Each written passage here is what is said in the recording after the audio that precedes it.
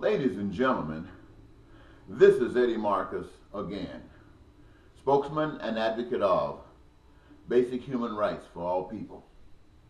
I would like to speak to you today on the subject matter, the most hated power in history.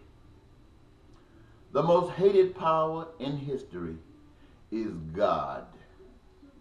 Let me say that one more time for those of you who are hard of hearing. The most hated power in history is God. It has been levied that God is the creator of the universe and all that in it is, all of the human beings as well. It has been suggested that God is love. It has been suggested that God's will is that human beings experience peace, prosperity, and happiness on this earth. Translated is that the will of God is done on earth as it is in heaven. It has been said that this includes the elimination of killing one another. It is to assure to each and every last human being on earth that those prerequisites for survival are met by human beings for themselves and for everyone. It has been suggested that Jesus Christ's life, the story of Jesus Christ, is an indication to human beings, whether they were back in prehistoric time all the way to now, whether it was called Jesus or called something else, the story is the same. And that is that anyone who has a recognition and an honor and respect for God would act according to that which was exhibited by Jesus Christ. And there's nothing on earth that's worth more, that is more important than giving God honor. That means by turning your back on everything on earth and dying at the hands of others who say they love God, if that must be, because God will not be second-handed by anyone. Now, in essence, what I have said to you is that basically all of the things that goes on earth, and more specifically here in America, as an indication that no one knows God. And everyone who knows God, the evidence is made available to all, because that one will be killed for loving God. Meaning turning their back on evil human beings, as exhibited not only by Jesus, but a few of those who we might know. Mahatma Gandhi, Martin Luther King, even Malcolm X, and Medgar Evers, perhaps Abraham Lincoln, and those who you might be able to fill in the blank with. The evidence that God is respected is the paradise, and there is no paradise on earth that we know of. The evidence that even nature is pissed off with lying human beings is the volcanic explosions in Guatemala, in Hawaii, the wildfires all over the world, the tsunamis all over the earth, the storms and hurricanes everywhere, the earthquakes, the buckling of the roads, the droughts, the increases in prices. Everything is an indication that human beings dishonor God. When we say that there was a time when, for instance, gas cost 47 cents a gallon, now it costs $3 and $4 a gallon, it represents only one thing. That's profit.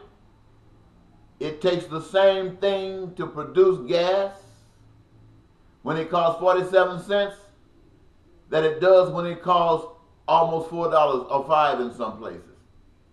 The only thing that the increase represents is a desire for profit, a desire for more of the fake God, money, than what was exhibited and needed in the past.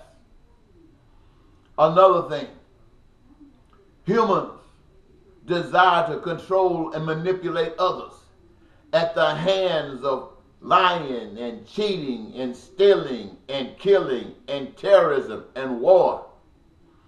To put a gun in a man's hand or a woman's hand, to put a gun in a human being's hand and direct them by order to go and slaughter other people, to kill and maim babies and old folk and women and men, to take their lives, to blow up their buildings, to blow up their homes, to blow up their infrastructure, so that you can prove that you are the greatest on the face of the earth. Men who will take others' lives and have themselves destroyed by blowing off their legs and arms and parts of their heads and come back with artificial parts, walking around in the community talking about respect for country. Disrespect for God.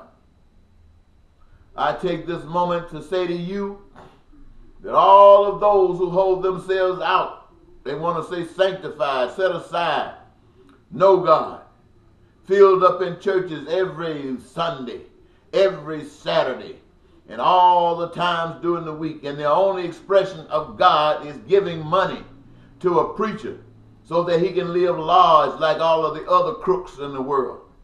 And that crook is exhibited and supported only by those who say they love God through tithes and offerings, and do not one thing for the creation of thy will being done on earth as it is in heaven. Not one thing. Evidenced in the United States of America. November 2016, the people went to the polls and voted for evil. And their only comfort is that they conditioned themselves to believe that they were voting for the lesser of two evils. What gives me the authority to sit here today and say these things to you? I myself have put myself in a position that I could suffer the sufferings of those who are being oppressed and robbed. Granted, I have not been robbed as much as others. And the robbery that I have associated with myself is I authorized it, I permitted it, I engaged myself in it. For the simple reason of knowing the truth about humankind and how inconsiderate human beings are to one another. The lack of compassion, no empathy, hate, prejudice, and bigotry is the order of the day. And America and every nation on the face of the earth that has a leg to stand on should be ashamed, for their God is nothing but the devil. And I'm saying this to you, ladies and gentlemen, I don't care who you are, where you are at all. I'm telling you what I have known as a social scientist. I'm telling you what I have known as one who has seen the miraculous power of God. You are a misfit. I've asked you to make me the senator of the state of Minnesota for the one reason that peace and prosperity for every citizen in Minnesota could be achieved by telling you the truth and letting you know that in order for that to happen, you must put your hands in it and not trust in me alone, but in us. And to this date, not one single soul gives me any attention. I have at several occasions gone before the American people at the limits that were prescribed for me as a write-in to say that this that I speak to you about today, about the peace, about the happiness, about your dreams coming true, could be achieved throughout this nation by giving me the position that I might speak to all of you as President of the United States, that the will of God might be handled right here on earth, just like it is in heaven. And to this date, though I've sought that office several times, not one of you have given me any indication that you were interested in anything I had to say. You are only interested in your own desires. That desire excludes everybody else. Those of you who got a job, those of you who have a little income, the first thing you say, you don't want to be threatened by any of that. And the spirit and love of God demands that all of the sex on earth that you could get, all of the material gains that you could have on earth, is subordinate to the will and spirit and love of God. And every last one of you, let me say it again, every last one of you have rejected God for all of these other things and any of these other things, and to hell with God. You sit yourself up in church every Sunday talking about you're filled with fire, burning with the Holy Ghost. You are nothing but a hypocrite from the pit of hell, trained and orchestrated by Satan himself. And I say this to you not to make you angry and get worse, but that you would reconsider your stance on truth. Reconsider what it means to be a child of God. Reconsider what it means for you to be happy, and that same happiness that you desire being extended to all human beings on the face of the earth. Not just here in America, but in Mexico. Not just in Mexico, but in Russia, in North Korea, in Haiti, all over the earth, my friends. It is demanded that anybody that loves God would not settle for any persecution anywhere, let alone put their hands in it. And following a dictator like Donald Trump, who, if you continue to follow him, you talk about Donald Trump's base. You who say you don't like Donald Trump, you are allowing Donald Trump to do everything that he's doing. And you're waiting to see if God is going to stop him. If God is going to stop him, it will be because you have generated within you the love of God. And that love will tie down everything that Donald Trump is trying to do that is indecent, that is irrespective of God's love. I'm telling you today, the power to make things righteous is in your hands. God is righteous, and those who are led by God's Spirit is a righteous individual. And righteousness is not known by words alone, but what that righteousness represents in action. I'm saying to you, I challenge every last one of you. I challenge you. Everywhere that there's an election going on right now, you got a Republican, a Democrat, or somebody else telling you that they are the ones for you. And if you vote for them, you are as ignorant as an ignoramus, because they can't do a darn thing for you any more than what has been done in the past. And what the past represents is suffering for so many of your constituencies, so many of the people right there, your neighbors. And anybody that's talking about running for president outside of the spirit of the living God being manifested in such a way that it benefits every human being is a crook from the pit of hell. And not one of you are considering anybody that's talking about love and peace and prosperity for every last one of you. And why? It is because you are led by the spirit of the Satan. You are led by the spirit of the devil, and to hell you are bound. And I tell you that because I suffer every day. Every day I go around needing certain things that God has guaranteed to me if love was expressed here. And there's no way that anyone is listening to these concerns of myself. And those gentlemen that's standing on the streets, on the corner with a sign saying, "Bless God if you can give me something," are those people who got greens and blues on right now with guns being trained to fire missiles and kill other people and to take their lives. It is despicable that anybody on the face of the earth could talk about God and not being headed to the cross. Now, I speak to you this way because I am the voice of God's love. And that love recognizes your dream. And that love wants your dreams to become a reality and not just a dream. But in order for that dream to be real, it has to be made manifest by you, led by a spirit of love. A love that goes far beyond yourself. A love that is extended to every human being on the face of the earth. A love that says if that cannot happen, then to hell with this earth, because it is nothing but hell to you. And rather than be here, you'd rather die and take a chance on being someplace else. I know you don't want to go this route. You say that that's the way I see God, and you are right. That's the way I see God. And if you ever want your dreams to come true, if you ever want to experience peace and prosperity in your life, this is what you will begin to believe and understand and accept as truth.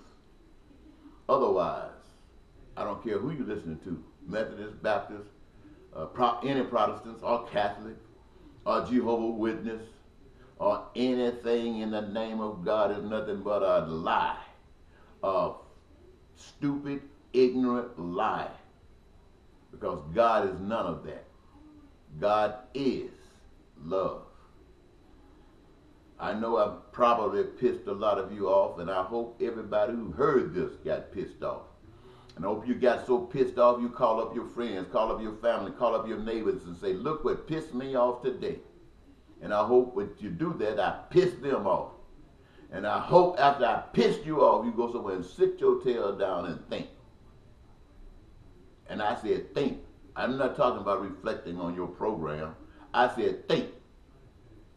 And I pray that the Spirit of God in your moment of thinking will grab hold of you and wake your butt up and show you in your own mind, in your own heart, what love is all about, and give you the courage, the boldness to stand up and say no more to Satan. Because America and the world is a pot for love, and we're going to boil that baby, and we are going to make earth reflect heaven. We're not waiting on anyone else to do it. We're not waiting on somebody out of the clouds to do it. We're not asking anybody to throw the devil to hell. The devil is going to come out of us because we're going to force the devil out and revamp that part that the devil had covered with nothing but love. Love, my friends, that will be expressed in nothing but absolute action. And the world will be a holy place for all of us. Bye-bye.